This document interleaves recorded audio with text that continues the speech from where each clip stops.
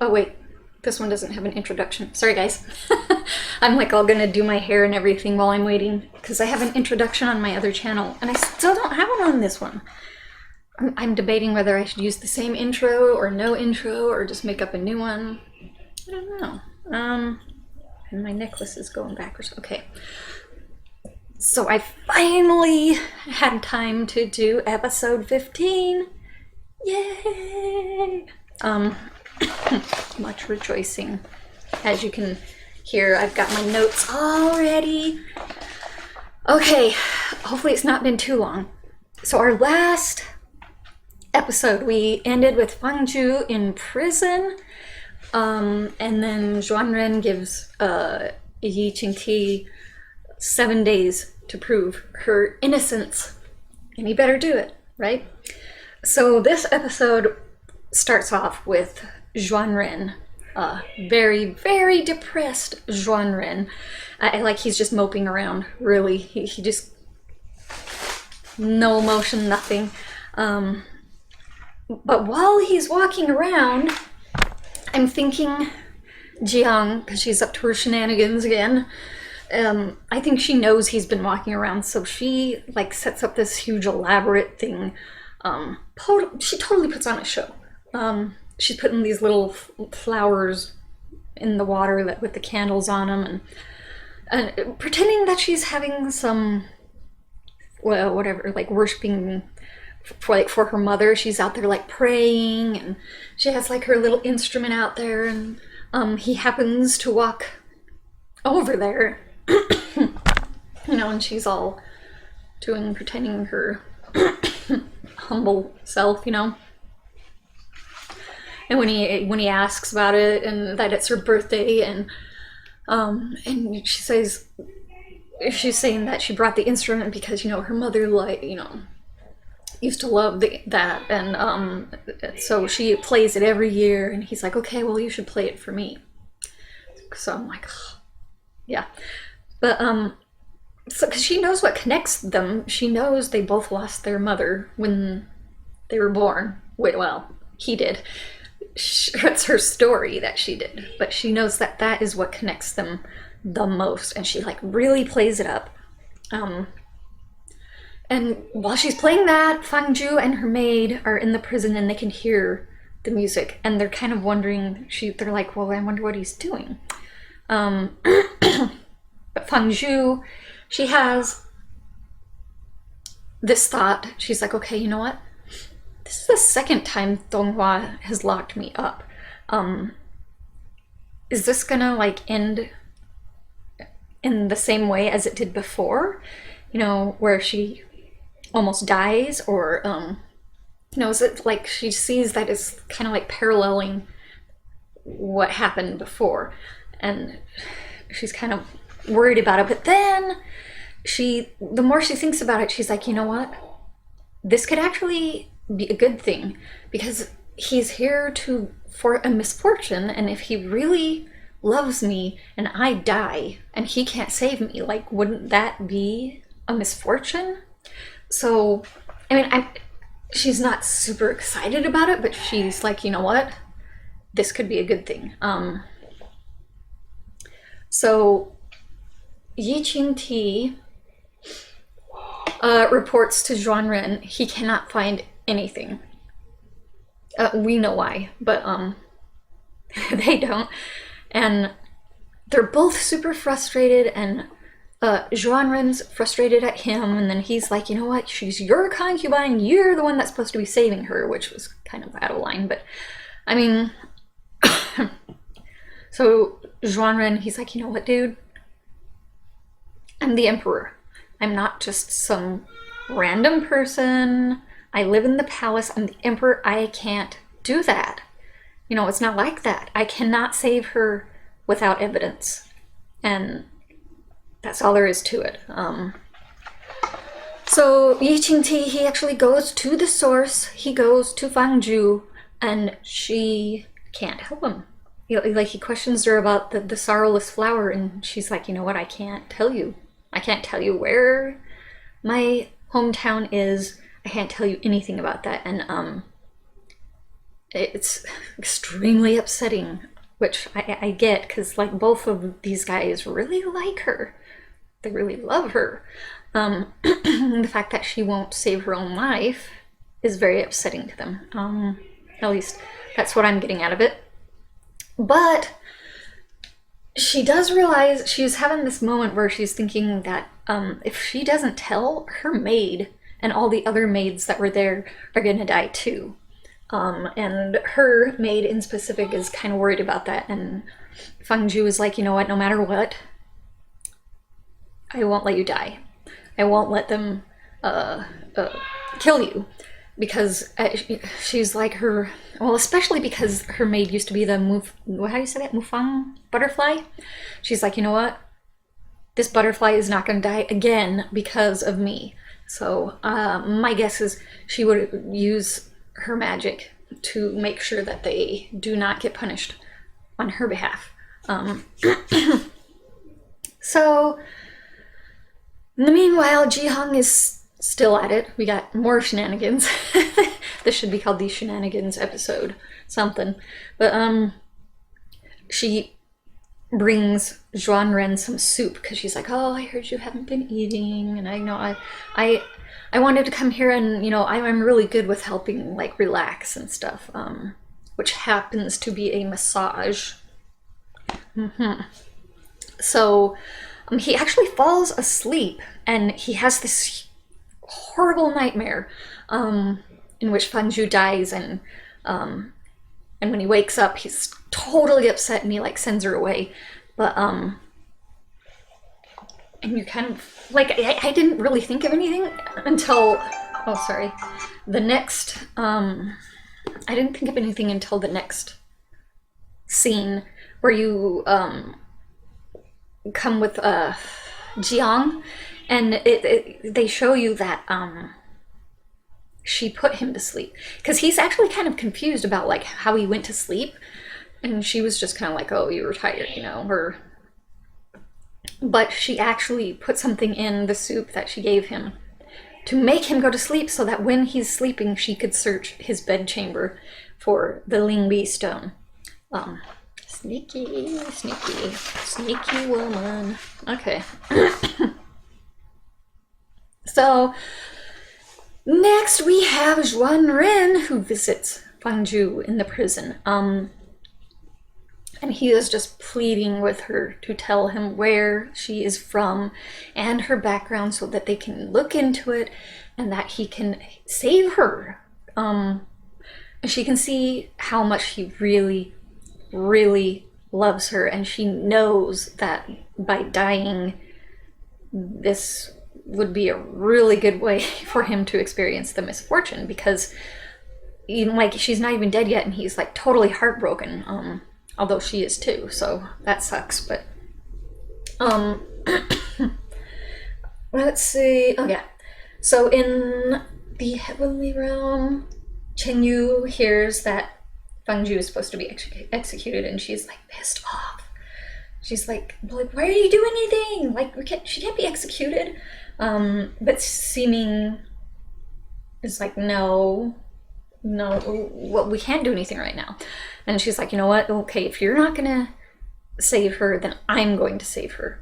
And he's like, you know what? You can't. And he tells her, I thought she knew this before. Maybe she does. But as he reminds her, I guess, that Fangju is the one that messed it up, and she has to fix it. And that if they go in there and help her, then it's just gonna make it worse and worse and worse until it cannot be fixed, you know? Which I guess he does have a point there, for at least in that part. And so she's kind of grumpy about it, and then she had to go on that date with Liang Song. I totally forgot how he conned her into it. I totally forgot. I'm gonna have to look that up again, or watch that episode again.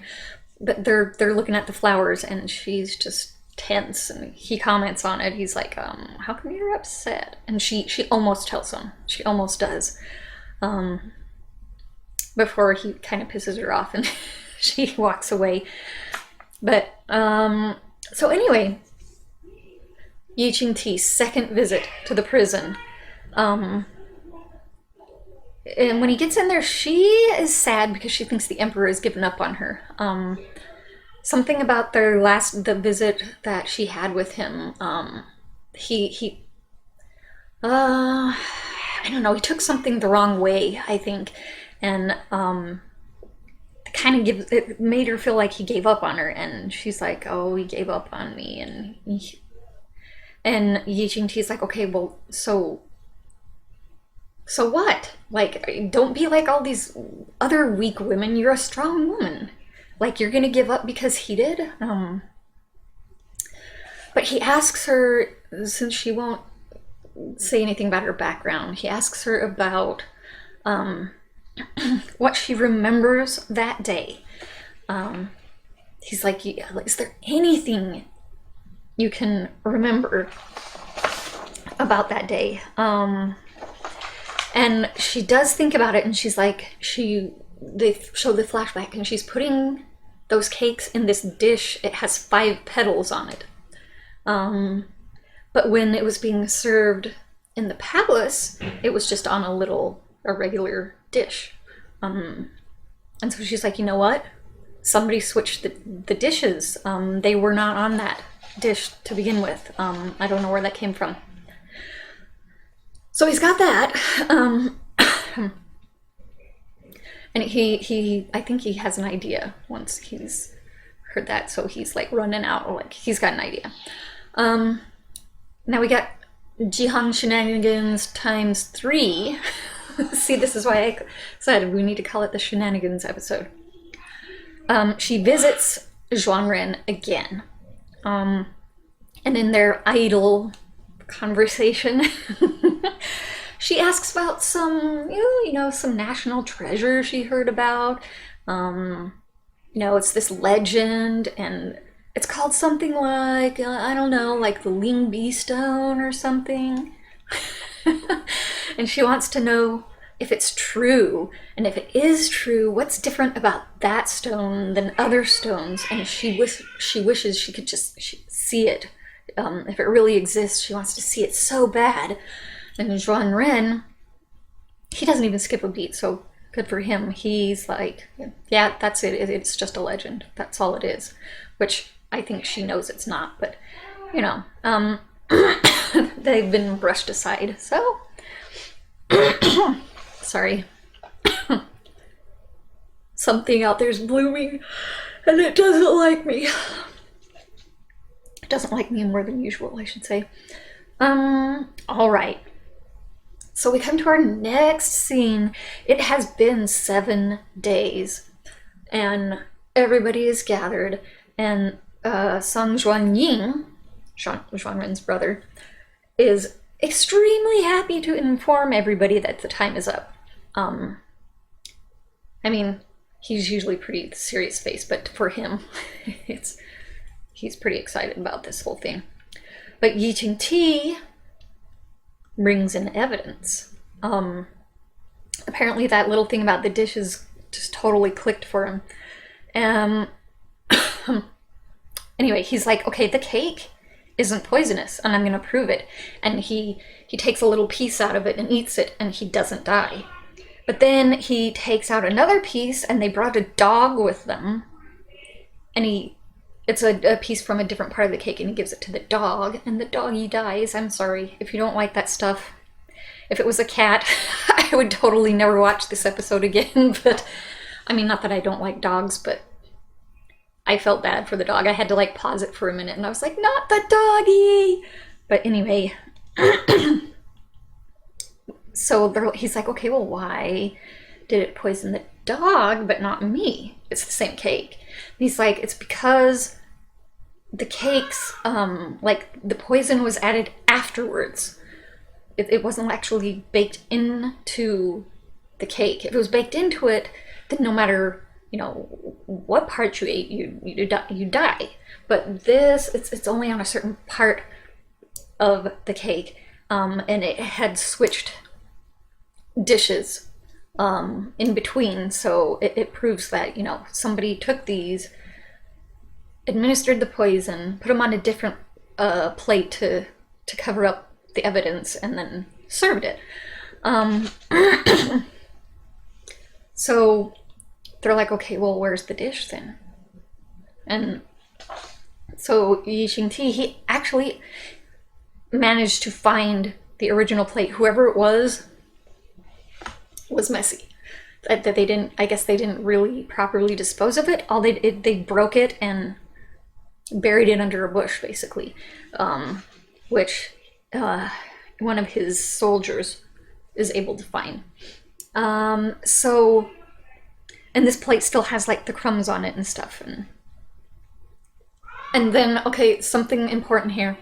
Apparently each palace, so the one that Fangju lives in, the one that Zhuanren lives in, the one that Jihang lives in, each of those have their own separate dishes. They're all different. They all have their own sets. So like the 5-petal one comes from Fangju. It just so happens that this plate belongs to Jihang's palace, which is super surprising to her, because they show it and she's like, no, it's not. No, I didn't do it. But she's okay, because the maid, they found a maid in the palace that actually confessed to it, that she did it herself. So they bring her in there and they're like, why'd you do it? And she is just, the emperor is a horrible person. He just has all these beautiful women and he's just messing around, and he doesn't belong in this palace. He's not qualified to be our leader. So then she tries to steal a sword and kill him. She actually gets the sword, and but while she's going up to kill him, Sang Ying, the brother, actually saves his life and kills her instead. My thought, especially with the look that he gives Jihang before they go to the next scene, is that he killed her not because he wanted to save his brother's life, but because he didn't want that maid to spill the beans, because I think he's the one that did that. I think he's the one that put her up to it, because I think she was loyal to him, is what my guess is. And so he didn't want that to get out. And then the look that he gives Jihang, I think, is another thing too, because I think it's kind of like a warning, like, look what I can do if you're not careful. Which he has kind of threatened her before, so I guess this is really, yeah. So Fangju is found innocent. The emperor apologizes for misunderstanding her and for walking away from her, and he makes the time. He's like, okay, we're screening all of the maids and the eunuchs in the palace after this. Everybody's getting searched. He also, like, I guess this just totally pushed his love even further. He made her the madam, the title of madam, which that's what it was translated as on the screen. I don't know if there's what kind of title that is. I don't know if that makes her like his wife, an empress. I would have to look that up unless you know. But you can tell Yi Qingti is a little disappointed because we know he's in love with her too, and he's kind of like, well, crap. This just makes it even worse. But he's definitely thinking about her, and Yi Qingti is just, I think he's disappointed in himself because he didn't figure it out sooner, and he's like not doing, he thinks he's not doing a very good job protecting the emperor, because it could have been the emperor that died. So he's kind of, we're left with him being very sad and very disappointed. As for Zhuanren, he's like trying to gift all this stuff to Fangju, who's like, no, I don't want all this stuff. But the eunuch's like, oh, okay, here's this list, let me know if it's good. And he's like, yeah, this is awesome. And And the new eunuch comments to Zhuanren that he's very sincere to Madame Zhu, which I'm like, okay, I don't know if that was just a lost in the translation or if that's actually what, or if he means like, you know, like if he's very serious about her. I don't know. But Zhuanren, he's like, yeah, well, it's good for you to know it. I don't know if that was a threat or not, or if it was just reinforcing like, yeah, I really like this girl. So, I don't know, but it fades out on him at that point. So now that that's gone and she doesn't have to die, well, I don't think she really would have died, but you know what, now that that's not going to be the misfortune, now what? Like, he still needs to have this misfortune, but she's not going to be executed anymore, so now what's she going to do? And he's like way more in love with her too, so now we gotta see what's gonna happen from here. And the Jiang is just, she cannot find the Ling Bi stone, and she can't get his trust, and it's just all this stuff is going on, and you're kind of wondering how it's gonna come together here, and like the brothers plotting against everybody, and Jiang has all these plots, and Fang Ju's trying to do her thing, and poor Zhuanren has no idea. He's just kind of like the tool in all of this, I guess. The means to an end. Even if Fang Ju doesn't want him to be, but yeah. So, episode 15. Yeah! Hopefully it won't take us long to get to the next episode. Like I said, it takes me a little while to put these together. And sometimes I don't have a lot of time, but I will keep doing it. I will always keep doing it. I want to finish this series, so just be patient. Be patient! Okay, so that was it for now.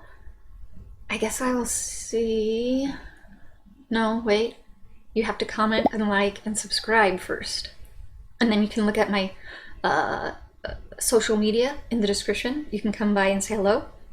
I will have a link for the episode in the description as well. And now that I have said all that, I will see everybody next time.